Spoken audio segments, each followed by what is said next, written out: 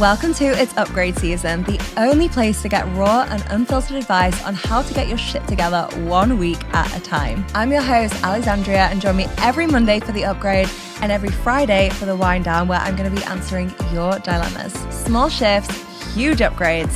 Let's fucking do this. Welcome to The Wind Down. Jessica is back. We are having the best conversation. I'm not even going to preface this. I'm just going to let us get into it because this is an epic wind down this Friday. I hope you enjoy. Welcome back for part 2. We're in the wind down. Let's wind down, Alex. I was just saying, I was like, my idea was like, would we be drinking wine or mocktails or I don't know, like if you had like kin drinks. When I love kin drinks. So good, right? So good. Yeah, I'm getting into this vibe now, like adaptogen drinks and things. But it's normally... Coffee's my love language. So, I mean, I try to not drink at afternoon, but we can pretend like they've got... I actually don't drink at all anymore. I mocktail it up most of the time. Nice. Or sparkling water, yeah. I feel like I'm actually the rarity these days because I do like wine. But everybody... I shouldn't say that, like I never drink, but I would say I drink drastically less. Yeah. Like maybe like a cocktail a month. Yeah. But it's just not a part of my lifestyle. But I love it and I enjoy it and I get it. Yeah. I gave it up years ago because of an autoimmune situation. Yeah. And I just started to feel better in general. Yeah. But my husband drinks, like people, you do you. You do you, boo. Although I can't do caffeine. This is decaf. Really? See? Oh, caffeine for me is like I'm on drugs. Is it really? I'm like... See, I get out of bed for coffee. Do you? Oh, yeah. I'm like... Get it like in my veins. Like second I wake up, it's a fucking problem. Does your husband make you a coffee in the morning? Or do you make your own? He used to, but we've been together for 12 years. So that stopped a long time ago. You can send him this clip. Actually, this is a little... if he runs out and gets coffee, like which he will often do a Starbucks run, he'll get me one, of course. But I'm very special about I drink Bulletproof. Okay. I like Pure Roast. I'm like a snob. Like it has to be mold free, low acid. Yeah. Etc. And Starbucks is fine. Yeah. He likes Starbucks, but I'm way more of a coffee addict than he is. So it's like a touch and go thing with him. In the morning, it's like I brush my teeth. Yeah. I go down and make my coffee, let it run, go back, do my skincare for the day. Of course. I mean, when I was around like 32, I don't know. I got serious about my skincare. I don't fuck around anymore. You have to. I'm obsessed with it. Yeah. It's like my favorite. It's like a ritual. You have incredible skin as well. So I'm like, you. It's working. Thank you. So do you. What's your like, do you have like a hero product or like a hero thing that you're like? That's a really good question. So I love the brand Clear Stem. Are you familiar with Joy Women's Wellness? No. So Joy Women's Wellness is a peptide company. Ooh.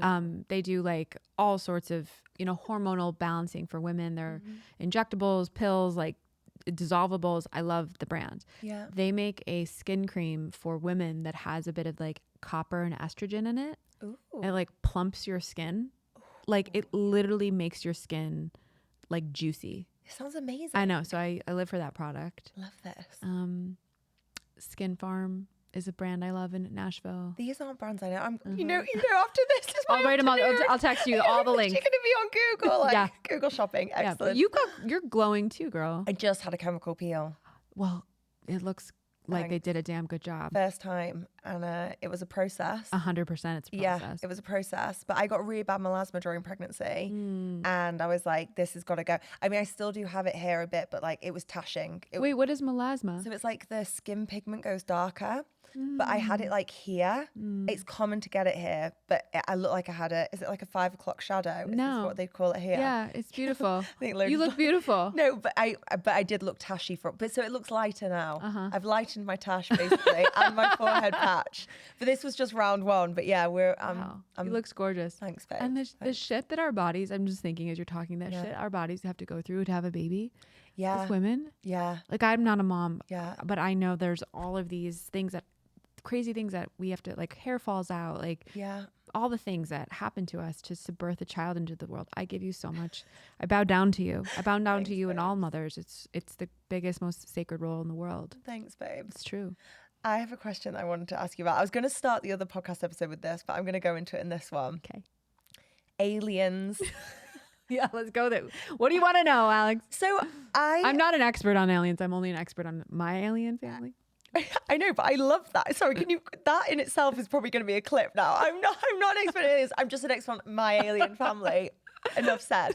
I am not an alien expert at all, which is why I'm so fucking fascinated. Yeah. And what I found really interesting was I've started to have this thing a lot more where like I will like see people, but like see people. I think you actually talk about this in the book where you look in the mirror at yourself for long enough and then you like you dissolve. Yeah. So people will dissolve in front of me.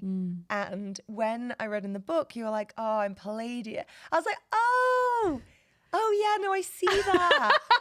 Like it made more sense to me weirdly. I was like, oh yeah. Oh no, yeah, no, I see that now. I kind of look like an alien. I know I do. But I feel like we all do actually, but you look like a beautiful, gorgeous goddess of a human being, but like you can feel there's an alien. Like a galactic sense. Galactic energy. Yeah. It's incredible. Thank you. Have you always known that you're descended from the alien? Is it descended? What would you say? Yeah, descended. That's an accurate word. Okay. I mean, let me just start by saying that since I was young, I never felt like I belonged. Right. And I think that's a common experience for a lot of us, right? Like I never fit into a group. I never was part of any cliques. I, grew up in a very affluent community. My parents were self-made. Like I just never felt like I belonged here. And then as I got older, I'm a huge traveler. I've been all over the planet and always searching for what felt like home. Chicago never really felt like home. We would spend time in Florida. That never felt like home. We vacationed often in Mexico, loved it, but didn't feel like home. Like this experience of longing for home has been a through line throughout my life. I feel really home in Costa Rica and I feel really home in Nashville, which is interesting because I recently read that Nashville has a similar frequency of Egypt. Oh. Yeah, it's like a whole thing. But back to the alien question, like, so that's been something I could articulate, right? Like, I don't feel like I'm fully from here, or like I have a hard time finding my place here. And then when I was, I don't know, a few years ago, 2018, I had a reading with one of my many healers. I've got like my Rolodex of my astrologer, my Reiki master, my human design expert, all the things. And I went to this woman who basically is a shaman, but she doesn't use any medicines. And it was a really unique experience. And she basically had me lay on a massage table, close my eyes for an hour. She closed her eyes. She put her hands on my head like this. And we just sat there for an hour. And she journeyed me, or I journeyed myself.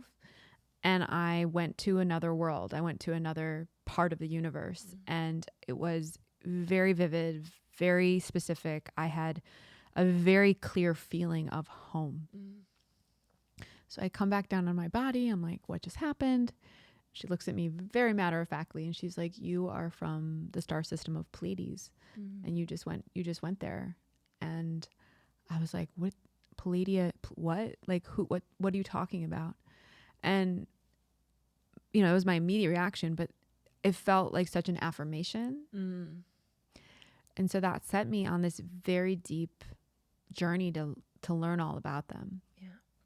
And the more I learned about them and really their identity, their mission, their language, their philosophies, everything was like, yes, this is exactly what I've always believed, but I just could never find words for.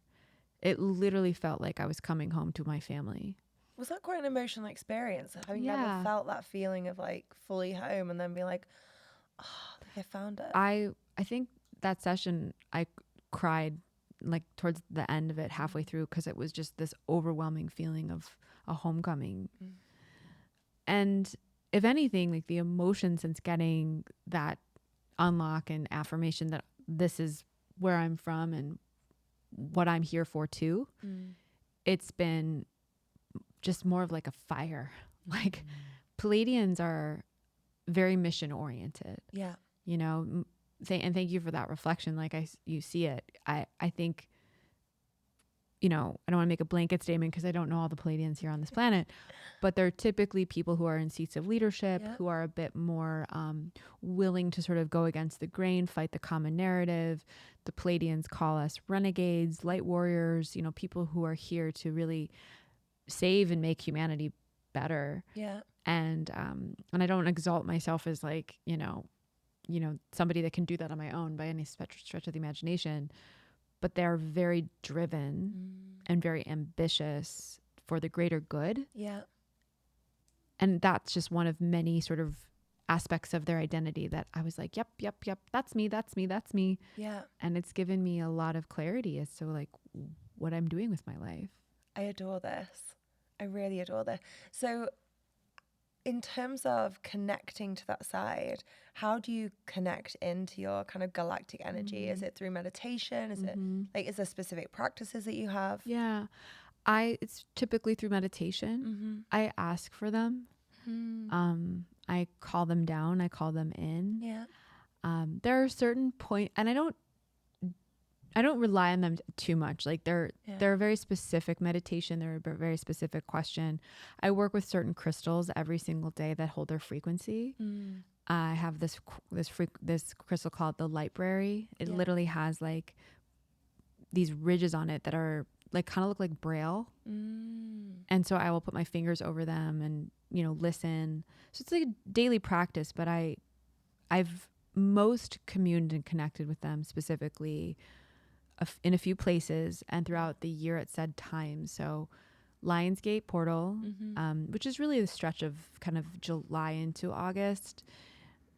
It's said that the Sirius sun star aligns with our sun star, and a portal of galactic kind of consciousness opens and consciousness raises on this planet.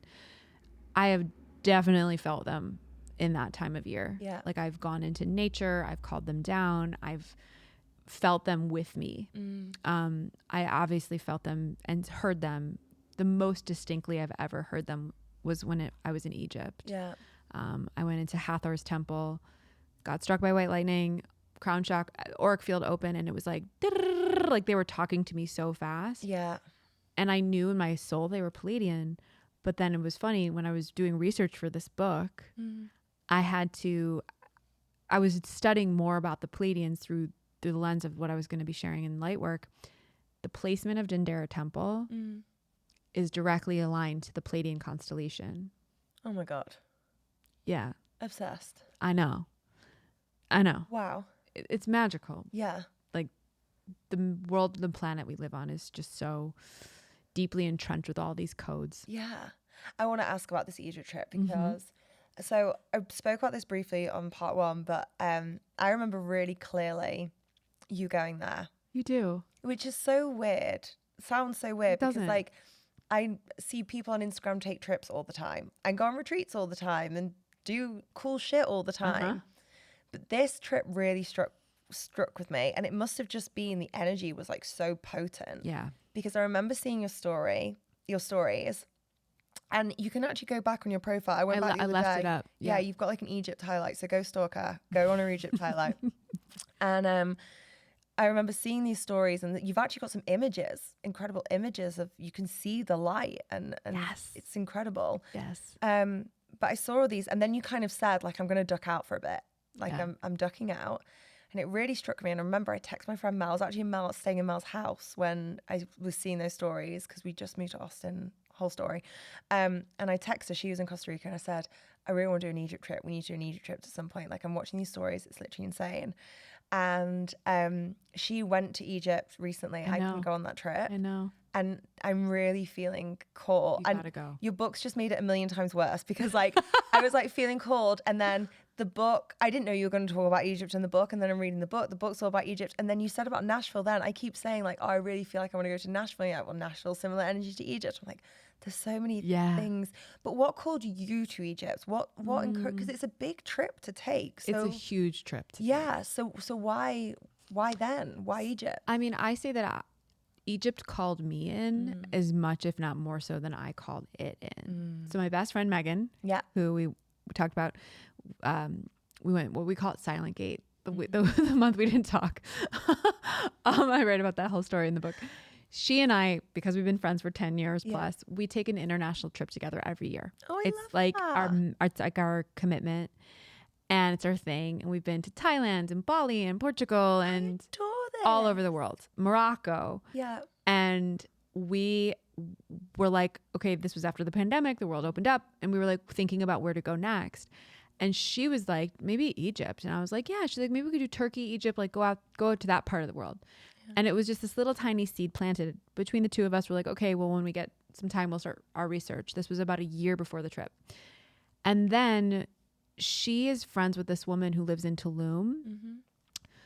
Shout out to Joey. She has a Sound Healing Tulum is her Instagram. She's been to Egypt like 10 times and was wanting to organize a pilgrimage group trip.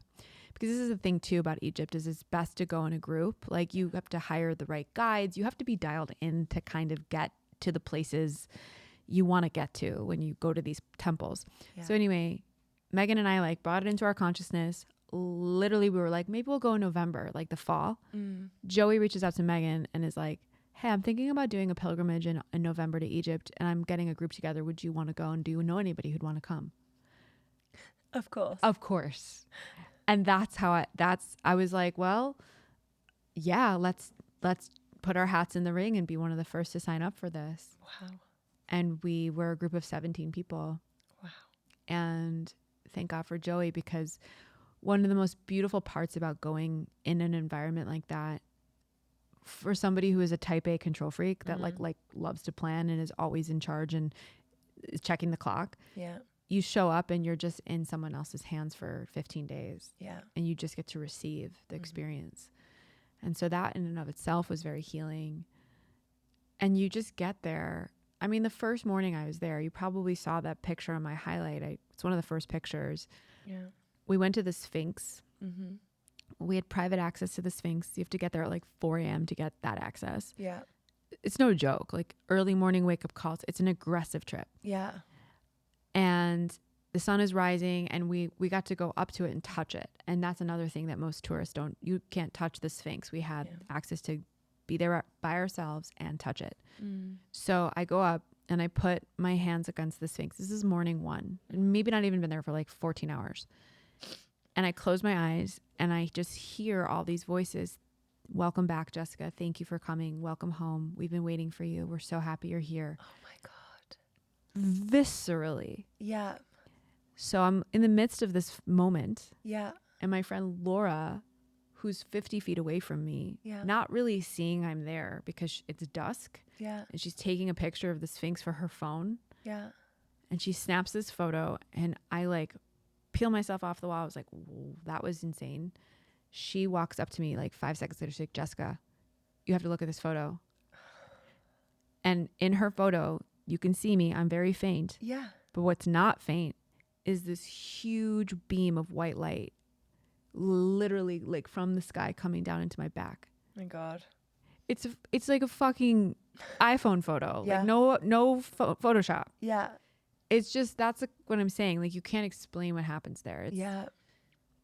It'll fuck up your life in the most beautiful way. I love that. Fuck just you up. a video for the trip. It'll fuck up your life in the most beautiful way. Highly recommend. I love this. Maybe. Yeah, but I've heard it is intense. It's like full on 3 a.m., 2 a.m. wake up calls. Like, yeah. And you're having like these spiritual experiences, but they're so intense that they're like physical experiences and they're emotional experiences and things are moving through your body. I got really sick.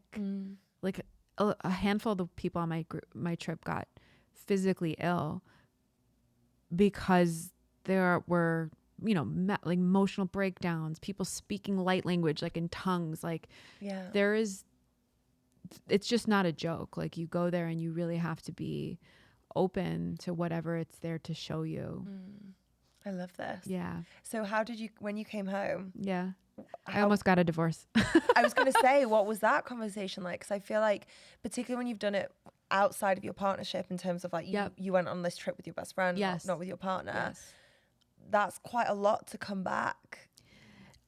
Yeah. How did you integrate that? Not so gracefully. Not so well. Not so well. My husband is my person, right? Like he and I will die together. Like we're in it to the end. And yeah, we've been together for 12 years, Alex. Like it's the hardest thing and the best thing, to be in a partnership.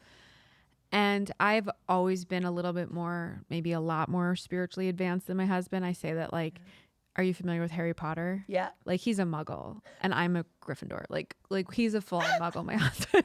Like, and I needed to marry a muggle. Like I think my karmic higher self like chose him for many reasons. And he's definitely expanded his aperture of like spiritual awareness. We've done some medicine journeys together. He's on the path. He's doing his own work. He's microdosing. Like the man's willing. Yes. Yeah. I'm very, very grateful for that. But that homecoming back into my life after Egypt, we fought every day for like 2 months. Yeah.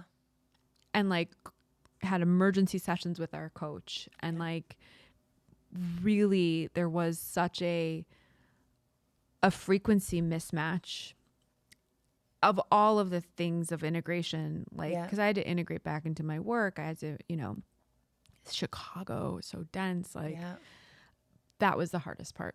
Yeah. Integrating back to my relationship with my husband. And we made it through, and it made us stronger with the support of our coach. Really, like we had a lot of calls with her. Yeah. But we love each other and we're committed, and we made it through on the other side of it, and it was actually an upgrade in its own right. Thank you for your just transparency around that as well, because I think it's really important. In me and Jake have been together 9 years now, and like again, he's same as you, like we will go out together, and I'm sure we'll meet in the next life or get together again. Like he is without a doubt my person, and my relationship is the thing I'm actually very, like, I would actually say most proud of in many ways. Like it's and it's interesting because it's not something that I lead with or share a lot of necessarily, but actually if you ask me what I'm most proud of in my life, I would say my partnership with my husband. Same. And but we've been through really rough times, and it's not always sunshine and lollipops. And I think it is hard when you are, I think the frequency mismatch was such a good description. When one of you has had a big experience and then they're coming back into, they've just been like picking up the dog shit and like looking after the house and loading the dishwasher for the last, week or two. And you've been having this like big massive ego death. I think it is hard to come back to those situations. I think we have to be transparent about that, because otherwise I think it happens in secret and people think, oh no, is something wrong? Is this really broken? Because I've not heard anyone else saying this happens, but it's so common. Yes, it's so common. And I think, we all see the highlight reel, if you will. And I'm very open about my marriage and in so much detail in that book, but like I'm naked enough. I don't completely share everything, obviously, but like after Egypt, there was one night where like I took all of his clothes and I like pulled him out of his closet. I was like, get the fuck out. Like that's the kind of shit I'm like, we've all been, maybe not to that exact type of moment, but like extreme, ugly, scary. Like that, yeah. And it's just one thing. I love what you said about your marriage, because it's exactly how I feel about my marriage. This is the thing I'm most proud of in my life, is that relationship. And it has not been easy. Yeah. And that's why I'm so proud of it. Because it's taken me to the darkest depths of like my own shit. Like I think a partnership is, I say this in my book, like your family is where all the trauma comes out. And then like your relationship is your container to actually do the healing. Oh, I love that. It's true. If you get into the right partnership and you're committed to the growth and all the things, but it's also where like all of those wounds and those traumas are exposed in a serious relationship. They're your mirrors. And like, it's like this on your face and all. This is at least how I feel sometimes. I'm like, this is the fucking mirror. I'm like, oh, okay, I see myself for all my flaws. Like, fuck off, like that's how it's intense. Yeah. It's intense to share a life. Yeah. Cohabitate. Yeah. Sleep together. Yeah. Manage money together. Yeah. Raise a child together. Yeah. Also, by the way, try to have like fun sexual intimacy within it. It's just so much. Don't forget to be fun and flirty amongst it all, please. Right. Don't forget to get laid. Yeah. like it's just, so yeah, I'm glad we're talking about it, because it's not a cakewalk, and everybody deals with the dark side of marriage or serious relationships. I do. No matter how much you love each other. I do have to say on that note as well, I've definitely put sex in the calendar before. Oh my, yes. It's such a life hack. It's such a life hack. Yes. It won't get done either way. No. Like, so true though. Like because life can be lifing. Life can be really busy at times. Yes. And like there's just so much going on, or you are just in like I do think as well, maybe this is just me personally, I feel like as women, if we're like in it, we're not like, do you know what I could really do with right now is like having sex with my partner. Mm-hmm, exactly. And I feel like actually it's the thing that we need the most. Absolutely. It was really funny. He doesn't mind me oversharing, so he won't mind me sharing this. But like the other day, me and Jake had sex, and afterwards he was like, just had the feeling, you know, like you'd feel a lot better. And I was like joking about it. I was like, oh, she'll feel better afterwards. Or she was like, no, but like, I do think it's quite grounding as women, and like 100%. It helps us come back into our bodies. Yes. When so much is going on, it can be a very grounding experience. Orgasms are literally quantum healing. You know, I talk about that too. Like I learned this from the Pleiadians. Our sexuality, the fact that we're able to have sex on this planet and experience pleasure in that way is one of the greatest gifts of the human body. And I've had a few of them in my life, like mind-blowing orgasms where you literally like dissolve and you leave this fucking planet. Like you don't need plant medicines. You just have to have a really great orgasm and you can experience the same thing. Yeah. And they heed. They're like, you know, not that I'm a prude or there's no judgment here, like, but to not have sex with just anybody because your body is that powerful and you're not just merging body parts, you're merging frequencies. Yeah, 100%. And so I agree with you. Like I've also been told that if you have sex more often, you manifest more money. Like you get into a state of like juicy flow. Yeah. And magnetism. And these two chakras you mentioned like gets you into your body, like your root and your sacral. Yeah. Your root is your primal sense of safety. And your womb, your sacral, is all of your juicy creative innovation, fertility in life, like birthing ideas, birthing dreams, like, and a lot of that gets blocked when we're in these like hustle modes, and sex is a beautiful portal to bring you back into those parts of yourself. Yeah. I love that. Yeah. I also do have a really funny image of a guy listening to this and being like, babe, we need to have more sex, more money. And that's the main motivation for my husband, and good for him. And he should take this advice and run with it. Cause I'm here for people having all the amazing sex that they want to have and making all the money. Yeah. I love true. This. I'm here for all of it. I'm Capricorn, so this speaks to me. Like, my husband is a Capricorn rising. Yeah. And I'm like, and he's very, he's in finance. Yeah. So he's money mind in our family. And you know, we're very married, but we try and have sex as much as we can. It's like, and we have to schedule it and it's a whole thing, but I definitely feel like it's such a powerful gift. And even if it's not sex with someone else, I feel like self-pleasuring is also so important. Yeah. It heals you, it grounds you, it opens you, it relaxes you. Yeah. You know, and it is just such a sacred tool that we have in our human technology. I feel like it's such a love letter to yourself as well, to your own like body and to your own. I think I feel like we're taught to outsource that a lot of like someone else needs to know how to do that. Someone else needs to work out how to do that for me. Yeah. And I think it's such a sacred thing to be able to do that for yourself and love yourself first and foremost. It's that 1 + 1 = 11 feeling again, but like the sex version. 100%. I'm so happy you brought that up. Yeah, like knowing yourself and loving yourself in that way. It's so true. I had mentioned this in my book. When I went to Egypt, we were at the Temple of Philae, which is Isis's temple, massively powerful place. And we got there at dawn. Like I said, most of these trips were at that time.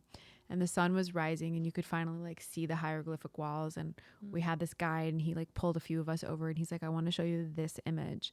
It's like the only image of its kind throughout all of Egypt. It's very rare. I know which one this is. It's like very scandalous. And it's an image of Isis and Osiris having sex. She's coming. And out of her vagina, her ejaculation are like all of these ankhs. It's like dozens and dozens of ankhs. And she's got like her finger in his mouth at the same time, but she's got an ankh in his mouth. So it's like this very like erotic image. And the ankh is the symbol of eternal life. And I was like, everything began with bliss. Like life is bliss. Life began with bliss. We exploded from bliss into this reality. And then we go on this amnesia trip all of our, life and forget that. Our amnesia trip. It's so true. It's a So freaking good. amnesia trip. And I pose in the book, when it comes to romantic love, sex, of course, is one of the primary things that we want, expect, and look for and yearn for, which is a beautiful basic human need. But that outsourcing in the whole chapter about relationships is like, you are your own greatest self-love. Like that is, you are your own greatest love. You are the leading character of your own fairy tale. That's the main message and takeaway of that chapter. And in the conversation around sex is exactly what you were just saying. It's like, we don't need to outsource that pleasure. We should be giving ourselves the gift of pleasure every day. If you want to masturbate every day, that's amazing. But like pleasure comes in all sorts of forms. Life can be an orgasm. Yeah. And that's 100%. our birthright to experience that within ourselves. And the partner is a bonus. The partner's a bonus. I love this. Thank you so much for this part 2. I feel my like this is probably my favorite type of girls chat. We've had aliens, we've had international trips, we've had sex chat. I'm like, this is when you said like late night, Friday night, measuring cocktail, I was like, let's go. I'm so excited to hang out with you. I love this. Same. I genuinely mean this. I feel like there's 1,001 things that I didn't get a chance to ask you that I could ask you. But like, there's so much in the book. Like you said, you're just like naked in the best way. So I definitely think, people can dive in there for more. But just thank you, because it's been fun. It's been enlightening. It's been all the things. Well, the gratitude is mine, sister. Thank you for having me. This is so much fun. And I'm just so grateful. And the fact that you read it and feel the way you feel, and I could spend so much time with you just talking about anything. I loved our time together today. Thank you. Thank you, babes. I hope you enjoyed today's episode. Make sure to share it with a friend. I love sharing podcast recommendations with my friend. I actually did that this morning already. I was listening to an episode of The Skinny Confidential. It was the recent episode with Ryan Holiday. And as I was listening to this, I was getting so many downloads, and I was also thinking of a specific friend, and I was like, I need to send this to her. She is going to love this episode. So sending podcasts truly is a love language. Do that to one of your friends today. Make sure to share this episode. And I'm sending you so much love, so much joy, and so much abundance. I'll see you next time.